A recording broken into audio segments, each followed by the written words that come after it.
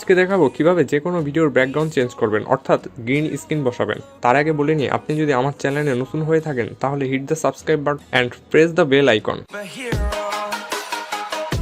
প্রথমে আমরা play store open করব, তারপর সার্চ বক্সে গিয়ে টাইপ করব AI গ্রিন স্ক্রিন। সার্চ করলে আমাদের প্রথমে যে অ্যাপটি আসবে সেটিকে আমরা ইনস্টল করব, তারপর সেটিকে ওপেন করব। ওপেন করার পর আমাদের সামনে এরকম একটি ইন্টারফেস চলে আসবে। এখান থেকে আমরা চাইলে ছবির ব্যাকগ্রাউন্ডও চেঞ্জ করতে পারি, কিন্তু আমরা এখানে ভিডিওর ব্যাকগ্রাউন্ড চেঞ্জ করব। তার জন্য আমরা পিক ভিডিওতে ক্লিক করে আমাদের গ্যালারিতে চলে যাব। তারপর সেখান থেকে পছন্দ মতো যে কোনো একটি ভিডিও নিয়ে নেব।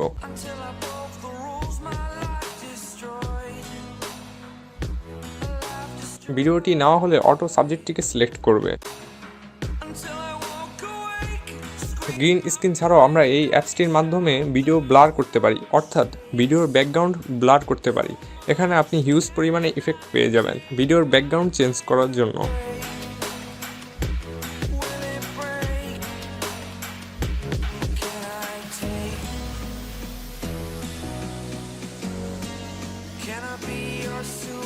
আমরা চাইলে এখান থেকে ভিডিওটি ট্রিম করে নিতে পারি। তার জন্য উপরে ট্রিম আইকনটিতে ক্লিক করে যতটুকু আমাদের ভিডিওটি দরকার ততটুকু করে নিতে পারবো।